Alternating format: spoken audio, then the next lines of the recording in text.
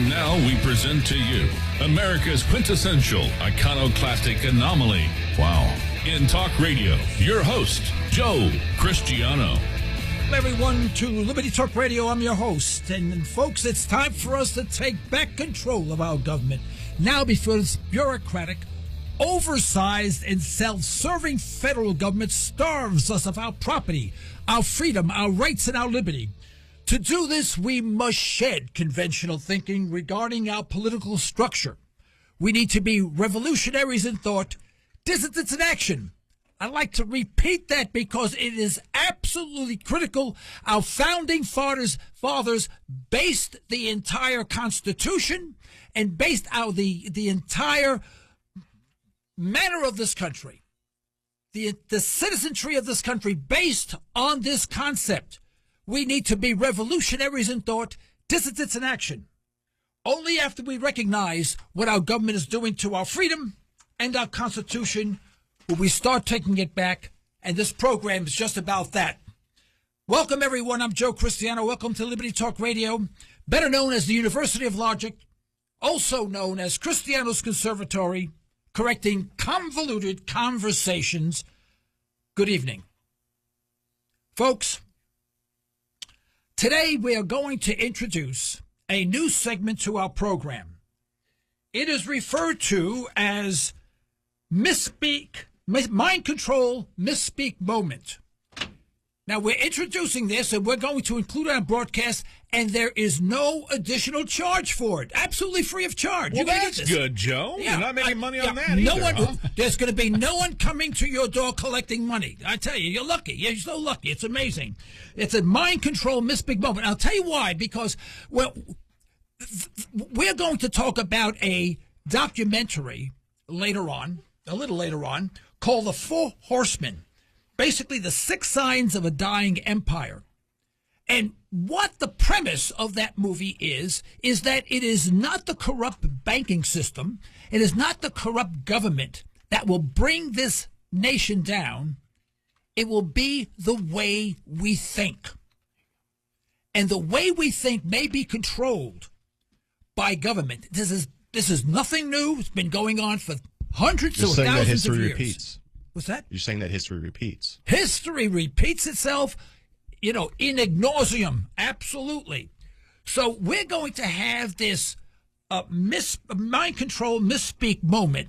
So you will recognize more easily recognize when something is said, whether or not, hey, is this something they want to embed in my mind, or does it truly make sense? Let me give you an example. When I show up to the studio, I show up for work. Do I wear a sign said, I'm showing up as promised. Here I am. No, you just show up. Just show up. You show up, right. Yeah. If no matter what you do, you don't wear a sign and say, I did it. Here I am. Like I want credit for it, right? However, as you know, most city and state governments are quite corrupt. I mean, it's part of the system.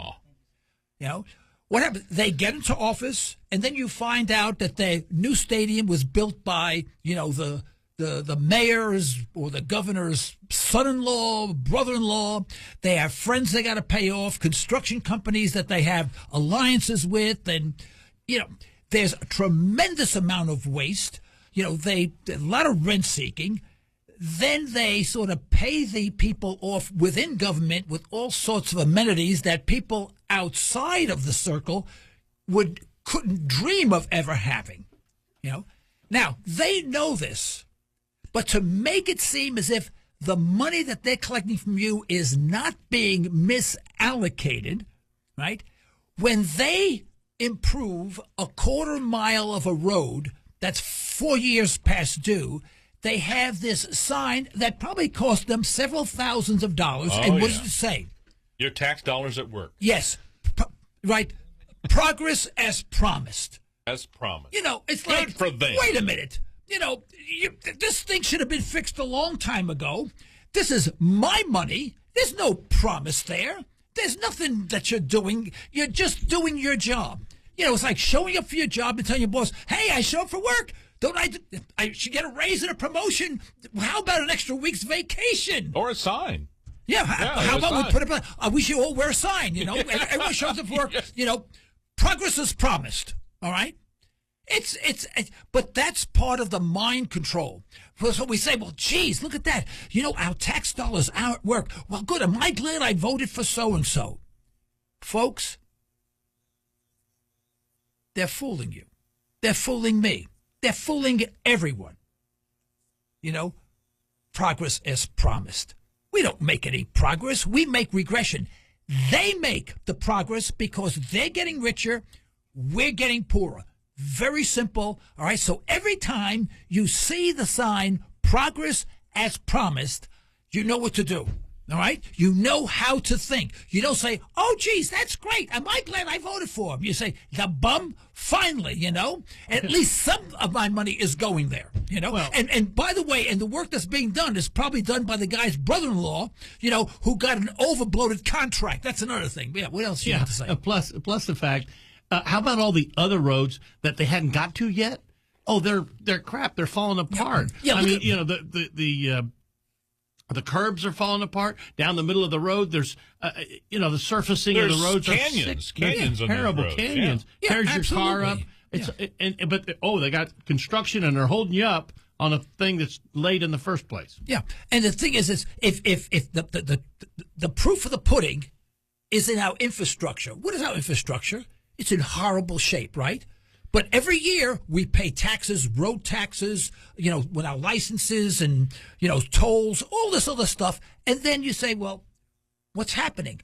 What happens to that money? And then you find out where the money goes. It doesn't go for the roads. It goes someplace else to keep somebody else happy. If they took our money and built good roads and kept them up very well, they'd be doing their job. All right, and folks. That's the only job they'd be doing. Right. Because other than that, they would leave us alone. All right, folks. That's the end of Mind Control Misspeak Moment. What about, do I have any music here? Hold on, Joe. Wait, we need music. Thank you. I like that. A drum roll. Moment. That's it. Yeah. Okay, very good. All right. This evening, we're going to talk about the Four Horsemen. I shouldn't say this evening because we have a program on Sunday morning. Yeah, you need to keep it generic because you're on Sunday morning. That's right. Big audience on Sunday for morning. you Sunday morning listeners, I apologize. Good morning, everyone. Good morning. All right. There's a documentary, The Four Horsemen. We're going to talk about that. Refried Joe. And then afterwards, after the break, we're going to have Paul Jacobs come, be our guest. I'm looking forward to it. He's brilliant. He was great last time. Absolutely perfect. A brilliant guy. What he does in one day would take me 6 months. It's amazing that this guy can do. Okay, I'll give him a formal introduction later on. But Joe, before we go very much farther, can we ask you about your hat that you have on today? That's a pretty hat. Explain the hat, Joe. This is the hat my Uncle Louie bequeathed to me. Really? Is it really Uncle Louie's hat? Yeah, Michael Louie. Yeah. Wow. Good. So he was in customer service. You know what I mean? He had progress. Who did he serve, Joe? Who did he serve? Yeah. Who was his? No, seriously. I asked him. Am I kidding you? It's a beautiful, this is not a joke. fedora. He worked for that large organization. I can't say it on the air. It started with an M, but it wasn't Monsanto. And just like he died like 50 years ago. And one time I asked, he was the much older brother of my father that the government must extradite. But I asked him one time when he came visit my first son, and he said, I said, hey, Uncle Louie, what do you do these days? He said, well, I'm in the shoe shop. I'm not kidding you. This is the God's honest truth. I'm in the shoe shine syndicate. I said, the shoe shine. Well, that's nice. It's a nice company, I said, what do you do? He says, well, I get, maybe I take care of people. I said, oh, you're in customer service. And I never forget, he said, yeah, that's nice. And this is hat. So every once in a while, when I really get hacked off, I wear the hat. I don't do anything, but I wear the hat. It makes me feel good. Well, it's a beautiful fedora. That's beautiful. Our Liberty Talk fans can't see you, but it's a beautiful gray fedora. Yeah, you know what? You knew you were in trouble, my Uncle Louie. If he was ever nice to you, if he ever said something like, you seem like a nice guy. Personally, I hate to have anything happen to you. You know what happened? Combine visited you that night, all over. Amazing. Anyway, enough of that. enough of that. But we're going to talk about the Four Horsemen, and the Four Horsemen, and it's almost a downer. The Four Horsemen are war, conquest, famine, and death. Look at that. War, conquest, famine, and death. What are we doing? We're constantly at war now, aren't we? We're always constantly at war, We're always trying to conquest, and we already conquested this place here in America from the Indians. Then you run into famine and death. Now, this film doesn't really vindicate nor vilify the government, nor the bankers, or the banking industry, or anyone else. It really gets down to understanding that it's all a matter of mind control. If mind control wasn't effective, we wouldn't have the form of government we have today. We would have a constitutional form of government, and people would be truly free. But unfortunately, people are not free for two reasons: because we no longer have a truly free society. In fact, even all the statistics bear that out. We're losing our standard nationwide in every category, right? But even more importantly is that we are losing our freedom because we don't think that way any longer. So it is the way we think, and it's not really what the politicians say. It's what is unsaid. It consciousness, a consciousness unsaid. of people. It's just, it's people what they don't want to at know. the right time coming together thinking the same thing. It is what is unsaid. And for that reason, and for the reason that people are afraid to discuss it, it's very uncomfortable. And this is what this program is about. Right. We say the unsaid. This is why this program is becoming as popular as it is, because we talk about what is unsaid. Stop taking the blue pill and start taking the red pill. That's right. Exactly. You see, empires die under the guise of renewal. New groups, new organizations, tribes and armies appear, all under a rebirth. And what that tells you, that's the bifurcation of the empire, and that's where you have your chaos. All right? After the Second World War, we have to recognize we became the new Rome. In his essays, Fate of Empires, soldier, diplomat, and traveler Sir John Glubb analyzed the fate of empires and developed its life cycle. And we're going to go to break now. Let's go to break, and we'll talk about the life cycle of a dying empire and how it applies to us. Let's go.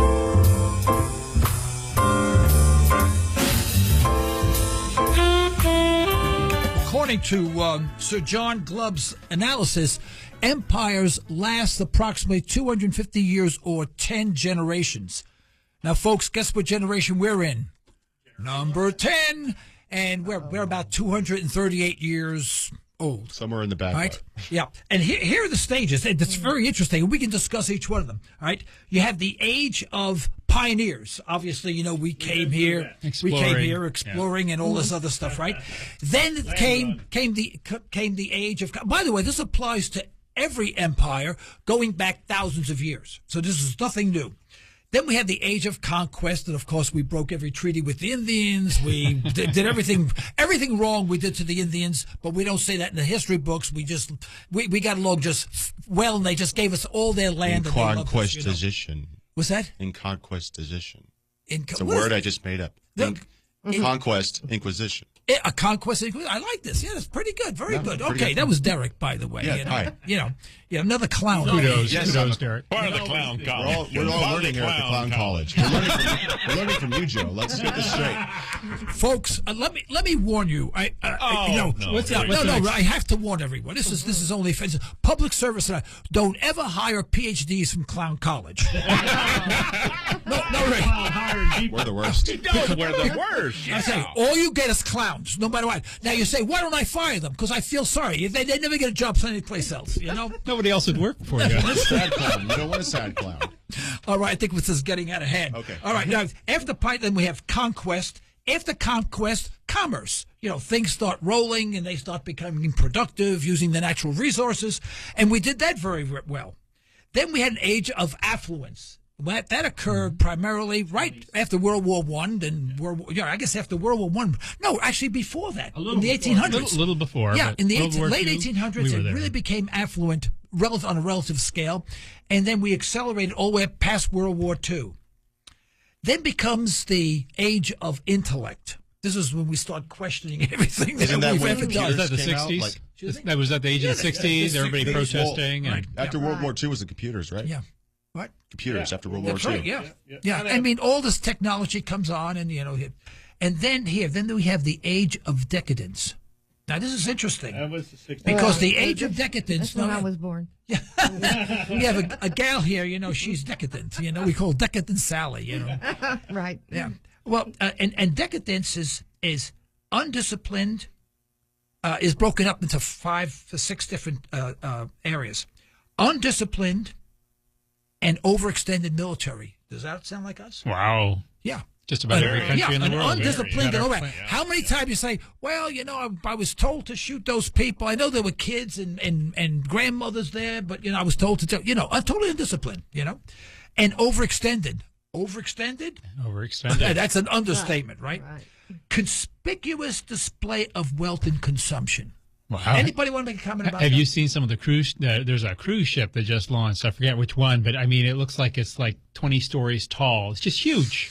I mean, talk about opulence and decadence. It's got just about every activity on board. Yeah, but what do people talk about? They talk about, I can't wait to go on a cruise. Oh, I can't wait to go to Hawaii. I can't wait to do this. I can't wait to do that. We have no conversation about anything anymore other than pleasure. Isn't decadence part of having like a bunch of weapons too? Isn't that decadent? Well, it's also moral decay to the point where it's he's talking about it. It's like perversion on steroids too. Yeah, everything goes crazy. Right. Yeah, I know. There's I agree. no limits to anything. Yeah. I mean, look at that pornography. It's quote legal. Yeah, right. No limit. Yeah. Then they have massive disparity between rich and poor.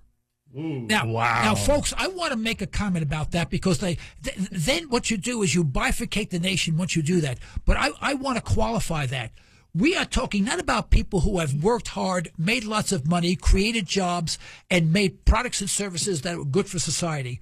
We are talking about those companies that gave big bucks to campaigns, to senators and congressmen, who in turn get big government contracts, make billions and billions of dollars. They take hundreds of millions for themselves, right? The spoils go to everyone else, and usually those products and services do not serve the people. It's usually for war, making nobody has a problem.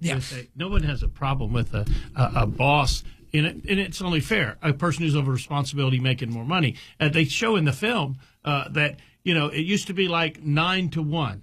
Or something like that, or 6 to 1 income over a normal worker. Yeah. Then it went to like 20 to 1 in the 20s. Yeah.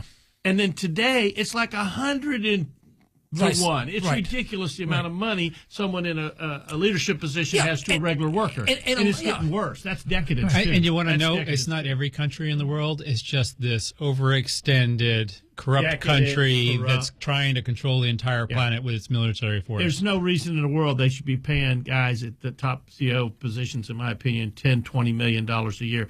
I'm sorry. But most of those guys are on Wall Street and work for guess who they work for? The guys we bailed out. Goldman Sachs and gang. Yeah. And these people are dealing with paper derivatives, fake money. And they're selling you junk. They're selling you junk, and they're making billions out of it. It's like people selling a copper coin like they did in Rome. In Rome, and putting gold on it. Absolutely. That's exactly how they fell. Their gold standard. And that's what we've done. We just turned it into paper. Now, here's the next stage of decadence: is the desire to live off a bloated state. Wow!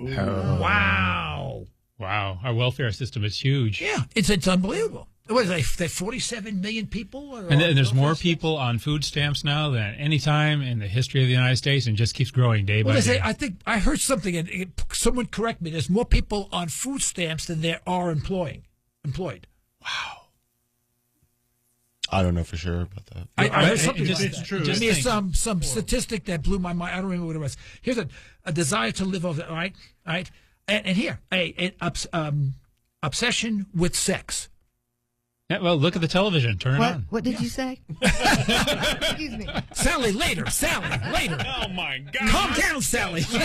Not here. This is radio. Yeah. Saturday night. It's the loneliest night of the week. No, really, I mean, it's when you look at it. It's gone wild. There's no control. Have you seen Miley Cyrus? It totally. Oh, yeah. Her hanging on the wrecking ball. Yeah. Oh, yeah. Oh, my gosh. I knew Miley it would go. Cyrus. I knew it So would go. Miley I don't know Cyrus what you're is missing, straddling Joe. this. You just don't know what you're is missing. straddling this wrecking ball, stark You naked. can't explain in her it to him video. like that. And her song is, it hit me. Why like do a- I miss all the good stuff? I'm too busy reading economic reports, folks. I got to get somebody else to Of do course, this. history repeats itself. Madonna did all of this before. Oh, in the And 80s. Yeah. Miley's, That's right, still yeah. Miley's doing the same thing. She's And just- it happened back the Romans? it happened back I mean, in the- Caligula's day as well, just before the Roman Empire Exactly. failed. Yeah. Well, folks, you have to set your mind straight as to where we are, and not think, "Oh, everything is fine. Look, everything's great." It just blows my mind that you get a gal that may weigh 130 pounds comes to Starbucks to buy a $4.75 cup of coffee in an expensive SUV that probably costs $65,000, weighs 5,000 pounds. There's something wrong with that. Really, I see this all the time. It's There all the time. disproportionate. I see this all the time. I go, there's something just wrong with that whole thing. Not that I begrudge anyone a nice car. Don't get me wrong. But it doesn't make any sense, and that's all part of this. This Opulence. disparity between rich and poor, conspicuous the display of wealth. And now the last segment is a notorious debasement of the currency. Ooh, explain that, Joe. Oh, what is that? What is that? what is Explain that? what that means. Debasement Explain of what that currency. means. Do you know for over 100 years prior to the Federal Reserve, the dollar had more purchasing power at the end of that 130-year period than before, than in the beginning. It actually increased in purchasing power. The purchasing power after the Federal Reserve has decreased 97%. The purchasing power decreased 97%. Wow, it's only got 3% left before there's nothing left. That's right. Well, no, not that there's nothing left, but You see the videos you see on. what's going. You see what's going on. And this follows a pattern, and you can't. I mean, you can't deny this, and you can't say, "Well, it'll be okay," or think. How about we all sit around and go, think positively? Yeah, well, it ain't gonna work. aren't you saying there's going to be no buying power left of the dollar? There will be buying power, but it'll cost many dollars. Joe, why do you think they keep printing money? Why do you see it on the news? You see it on the news. They keep printing money. They keep showing They those show that pictures on the of all news. Here's something. But Joe, I don't need money. I've got 50 credit cards. Oh, but that's-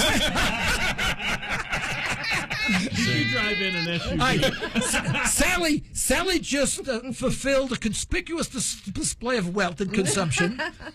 A massive disparity and also desire to live off a bloated. Yeah, boy, you hit them all, didn't you, Sally? All at once. Okay. Covered it. Yeah, and I was speaking to this elderly gentleman, 97. Harry. Good old Harry. He's 90-something years old. He's sick as a dog. I My tell you. boyfriend. Yeah, your boyfriend, right? And he said he went to the bank. He said he carries $100,000 in a checking account. And I said, "What do you mean $100,000?" He says, "Yeah, I went to get that. I wrote a check. I wanted $100,000." They said they didn't have it. I said,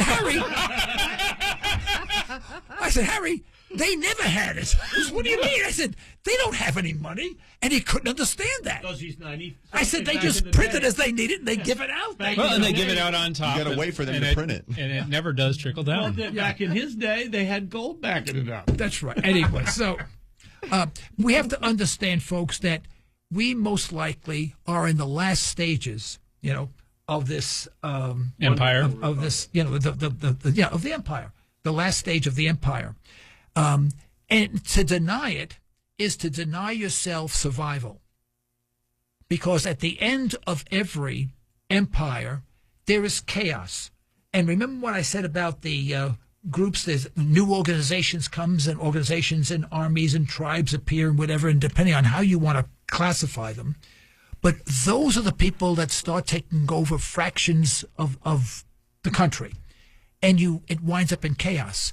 And if you're not prepared, you're in trouble. We're going to take a break. We're coming back with Paul Jacobs. Stay with us.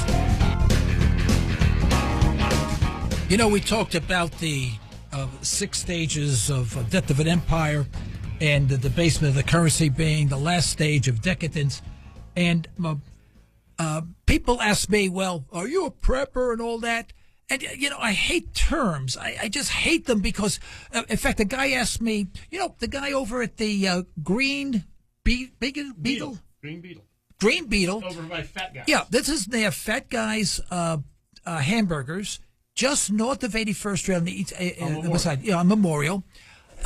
It's a store in which they sell camping products, you know, all sorts of survival stuff, basically. You know, all camping stuff, high-end stuff, all good stuff. Yeah. They got a fabulous collection of knives and stuff like that. Beautiful store. Food, too. They've got food. They have long-term food, yeah. So I do frequent those stores. And go by. It's the Green Beetle, right? They're not a sponsor of the show. This is How long have they been open? But, you know, I don't know, Joe. No, they've been only open for a few months now. It's a beautiful store. Joe, it's just proof that there's something wrong in Camelot. We got stores like this growing up all over the country. People are getting concerned. They see these steps of, decay. Right. And people, when they ask you that, what they want to do is they want to pigeonhole you and then say, oh, you know, he's one of those guys, instead of, you know, instead of taking it and saying, like why is the guy doing something? You know, he's a like good scout. This guy's putting air in his tires. He must be a reason why he's doing it. No, he likes to put air in his tires. You know, he's a blowhard. I don't know what the hell they think,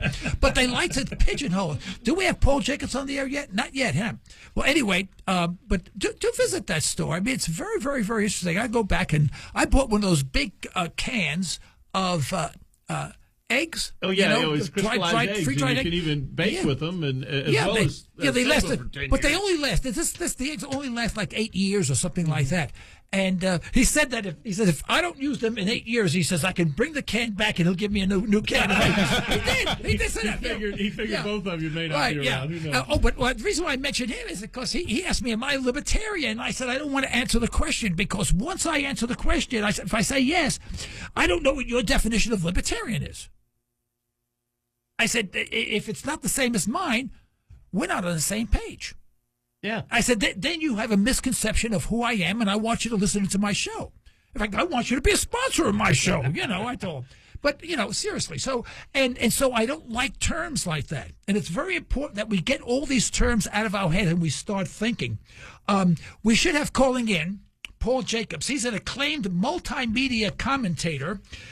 He assisted with over 100 initiatives and ballot access campaigns. He's the president of Citizens in Charge Foundation and recipient of the Charleston Heston Citizen Under Fire Award from the Conservative Political Action Conference. He publishes a daily column called Common Sense, which I read every day religiously. It's a short dissertation on current issues. In the interest of full disclosure, I am an enthusiastic supporter. I support his organization and his efforts. Is he on the line now? It is my pleasure, I mean my pleasure and my honor to introduce to you America's true Superman, Paul Jacobs. Paul, are you there? Joe, I am here. I'm not sure I'm not sure I'm that great, but I'm going to try. Well, you paid me to say it. What the heck? Paul, I meant every word of it. I thought that check bounced. I meant every word of it, Paul. Thank you so much for taking your time out on Saturday night and giving us a call. Paul, your articles on a daily basis, and I urge everyone to go to thisiscommonsense.com, subscribes to his newsletter. His daily commentary. It's very, very short, sweet on what is exactly happening at this moment. You'll be better for it. Please do it. I know we get a lot of stuff. This is worth doing. Now, Paul, if you've been listening in, we've been talking about the stages of and the death of an empire. What's your take on that? Well, you know, I haven't had a chance to listen in, so I'm not sure what stage we are or how you describe it. But I'm constantly struck when I watch the news, when I watch discussions of current events, by how silly they are. For instance, you know, it's they're fiddling while Rome burns, and one of the reasons I like to come on your show, Joe, is because you talk about important things, about what's really happening, and not just the latest, current event, he said, she said. But when we talk about things like income inequality, and we spend weeks and weeks in the media with a phrase like that, no one in their right mind is in favor of income equality. No one wants everyone to make the same amount. No one with any sense. That's correct. And Excellent. yet our entire media operation, 24/7 cable, broadcast, on the internet, on Facebook, everywhere, the discussion is about something that we're not even against. And we allow ourselves, I think, on a regular basis to be dragged into these kind of ridiculous political battles instead of the real ones. And we talk about things in bizarre ways that only Orwell could think of. And it goes to, for years we've had peacekeepers. Well, we've had the Department of Defense instead of the Department of War. In modern times, and I think it's become more pronounced lately, but in modern times, we don't like to call things anything that might rouse, any questions. And we have an awful lot of media out there, but most of them are not asking the right questions.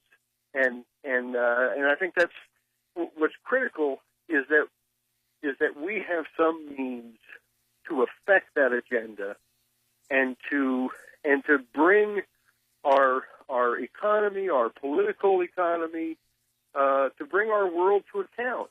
And it's one of the reasons I'm such a big supporter of initiative and referendum, of democratic checks, recall, other democratic checks on power. I think that that's critical, and I think a lot of times, in times like these, people are afraid. I think we have to put our faith in each other, and realize that. I think it was Jefferson who said, something to the effect of, can we trust men?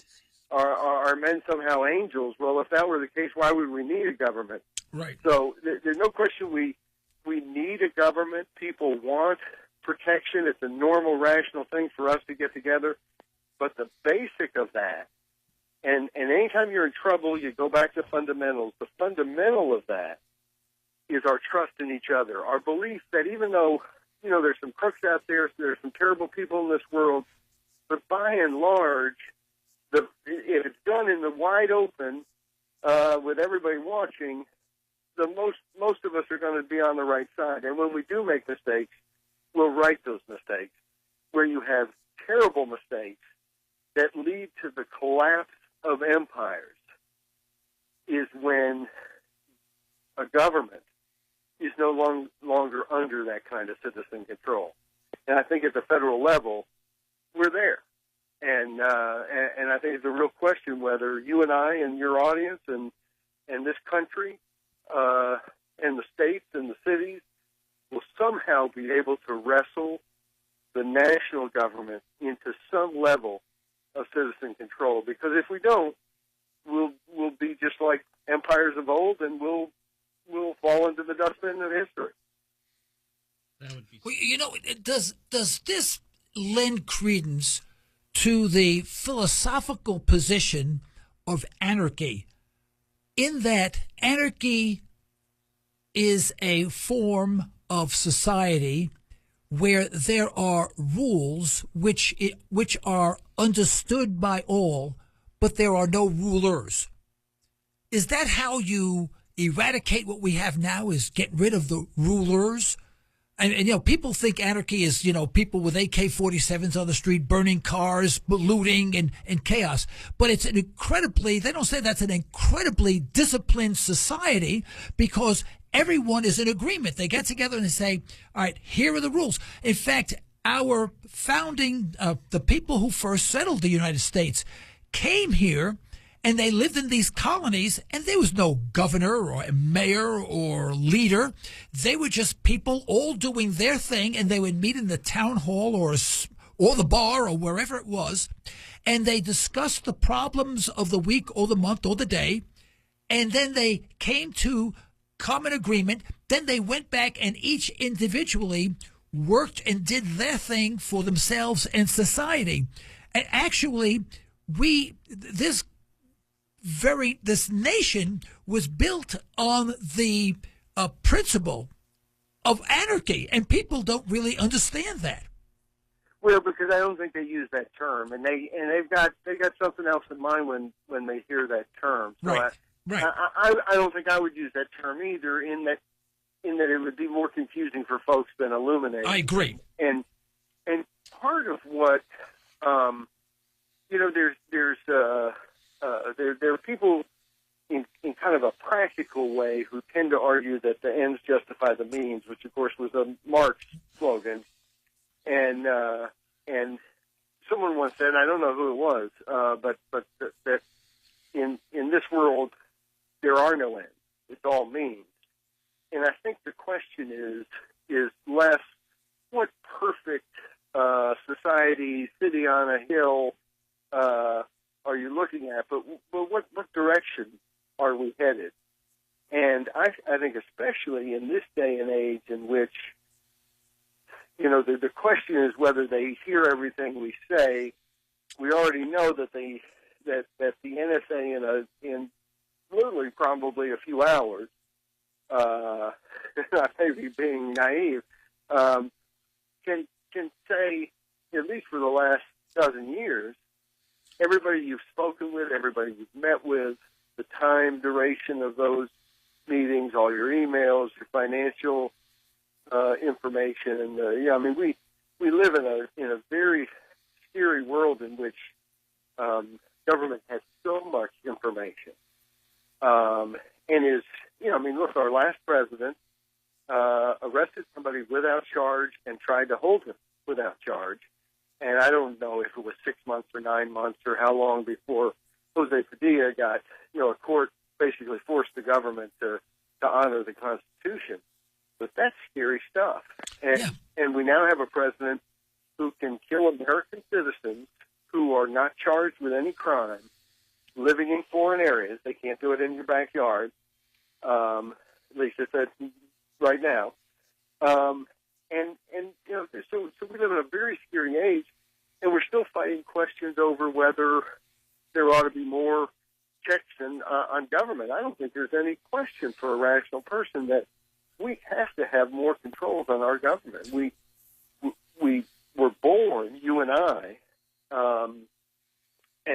into a country in which one man could not lead you to war. We were a republic. There were checks. There were balances. And we now live in a country in which, and it's not just Obama, it was true before that, but one man can take us to war. Well, a couple of weeks ago, I had Roger Stone. He was the strategist for Nixon, Reagan, and George H.W. Bush, a real insider guy. And I'm reading his book now, The Death of Kennedy, The Case Against LBJ.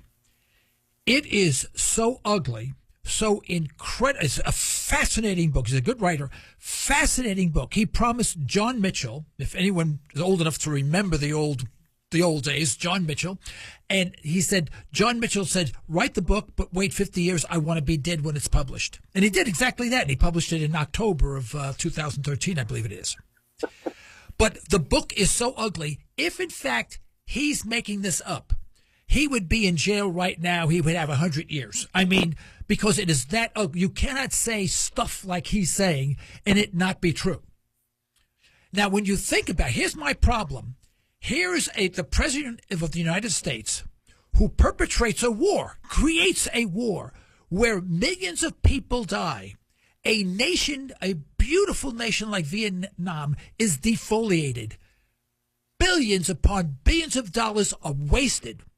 55,000 of our men and women die in what they call combat, right? And many come back, hundreds of thousands come back mentally deranged from being there. From the results of one man of one man. Now, all right, that's bad enough. Here's the bad part. No one was held accountable. No one went to jail. No one was fined. No one was vilified. No one. It's like, well, let's go on. Let's go on. Let's forget about that, and let's talk about something else. No one. If I go through a stoplight by mistake, and it could be in the middle of the night in some far-off place and in country land, where there's no cars, and there just happens to be a patrol car there, and I roll through a stop sign, he'll stop me, give me $90 ticket. I mean, for something silly like that, I will get a ticket. And if I say, officer, I don't think that's fair, he may even throw me in jail. But a person can be responsible for the death of millions of people. Nothing is said. And all we say about him in the history books, he was a good man. He was one of our presidents. In other words, government is never, ever held accountable. Look what happened. That we had this gigantic financial implosion in 2008, right? Goldman Sachs was one of the major perpetrators, and they are the recipients of all this as well, all the profits, right? And who's running the government today? Look at where all the people, the main players in government, where they came from. Goldman Sachs, not only in the United States, but the UK and the European Union. But in other words, if you're a bad guy and you perpetrate the worst crimes to humanity, you will get a high government job and make millions of dollars. Well, and you want to have people held to account, because that's what stops it from happening again and again. The truth is, with all these bailouts, every time they're handing a whole big sack of our money over to somebody who did something terrible to somehow help us. I don't get how that works. But every time they do that, what do they tell us? We'll never do no more bailouts. But there's a bailout written into this healthcare law. That's right. There's just a blatant bailout written right into it. And why don't they scream about it on the networks? I don't know. But this is, and anytime you have government in that way, well, who's going to get the bailout? The people who are most connected to the government. And at a certain point, who's getting richer? The people most connected to the government. Who's getting poorer? The folks least connected to the government. That's correct. So the government by the people is a lot of hogwash. And government by the people in their mind becomes government by the people, B-U-Y. Paul, that's a good one. Wow. We have to, people, imprint that in your mind. Please imprint that in your mind. Hey, folks, you can give us a call. I know Paul Jacobs is online. It's 855-866-1170. It's 855-866-1170. Let's hear from you if you have any questions or comments, especially if you have a disagreement. We can't punch you in the nose, but we'll find out who you are. We will reach you. No, really, call in. We'd like to see, especially if you do disagree. Paul, how do you see things progressing from this point forward? What is your worldview? Well, I do not think. I think the things that happen in Washington can be catalysts for action, kind of like throwing gasoline on fire. But I think that our political activities are best spent at the state and the local level.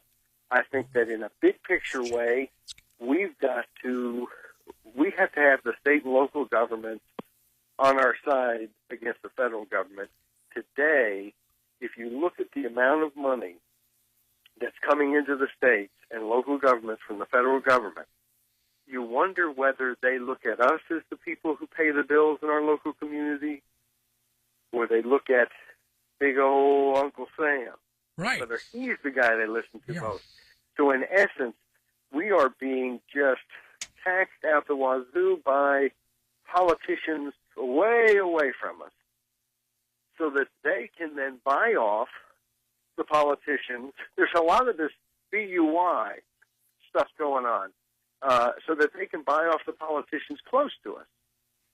And that's got to stop. I mean, why are we sending money to Washington so that they can take their cut, tell us what to do with it and send it back on all kinds of issues, from healthcare to education to everything else. And that's how it works. Nobody thinks that makes sense. You know, and the only people who think that makes sense are the folks who have their hands on the levers in Washington, D.C. Well, it makes sense to them because the money's coming their way, and that's the way they designed the system. And the system is designed to fool the people, and that's why I came up with this mind control, mind speak moment, because we say things and they sound good, but when you examine them, they're the exact antithesis of what the way we should be thinking and doing. Yes, and it's one reason why, you know, I think about you know, folks who are conservative Republicans who, you know, sometimes aren't sure that term limits are good if Republicans are winning, and it seems to me that the more people are in power, even if voters don't quite understand it this way, they do. Their power, their importance, is tied to how much money that federal government spends. So even in a district where people are saying, hey, cut the size of the federal government, the idea that the legislator in Washington, the congressman, has is, well, send it to me, and I'll cut a little bit and send it back to you. Right. And that's of course the same thing that the Democrats are doing. Yeah, Paul, we only have 2 minutes to go, but we have a caller. Let's take the caller, okay, and then we'll finish up, okay? Hold on. Caller, you're on the air. Your first name, where you calling from, please? Joe, this is Lloyd. Hey, Lloyd. Lloyd from Henrietta, I'll bet. Yeah, I okay. don't have much time here. Only 1 minute, Lloyd. Make it quick. Thank you. Okay. On anarchy, yeah, I'm agreeing with you because the best things in society are those things which are not regulated by government. Take, for instance, the Internet. That's right. Anarchy. Absolutely. That's one of the best things there is. That's right. Go into Walmart and walk around shopping. There's no wrecks, no people laid out on the floor from collisions. There's no traffic signals. There's no white lines. There's no traffic stops. That's anarchy. Oh, anarchy is a society that controls itself. Right. I'll let you guys talk some Absolutely. More. Right. Okay, Lloyd, I love you. You know? I'm married to a woman, but I love you too. Paul, how much time do we have? We have 1 minute, Paul. Paul, why don't we wrap this thing up? I'm sorry, we only have 1 minute to go. Boy, this went fast. Jeez. And, Paul, why don't you just tell people who you are, where they can reach you, and anything else you want to talk about? Well, first I'll say real quick that, you know, they've done a bunch of studies of traffic patterns, and they found sometimes that when you tell people exactly what to do and protect all these intersections, you have more accidents than when you. That's correct. I've seen those. Yeah, and people are more careful. But anyway, but people can get Common Sense. It's a daily commentary. Go to thisiscommonsense.com. I'm pontificating not only about some of the crazy stuff that's going on in our name, but some ways to stop it. And they can also go to citizensincharge.org and learn about initiative and referendum and ways to protect our rights. Okay, Paul, thank you so much. Paul, you're the best. Thank you so much for calling in. Paul, folks, that's Paul Jacobs from Common Sense. Okay? Thank you very much, Paul. Good night. All right, this is the end of tonight's broadcast. We'd like to thank our sponsors for their financial support, and we'd like to thank you for listening in. Folks, you can further the cause of liberty by recommending this program to your friends, and let us hear from you. Our email address is comments@libertytalkradio.com. Remember, you are either allowing your liberties to be taken away or you're striving to protect them. Unfortunately, there is no middle ground. With that, until next time, I'm Joe Cristiano. This is Liberty Talk Radio. Stay well, stay tuned. You've been listening to Liberty Talk Radio, where the critical thinking will defrag your mind of propaganda-ridden viruses induced by mass media news programming. No BS here, just the facts.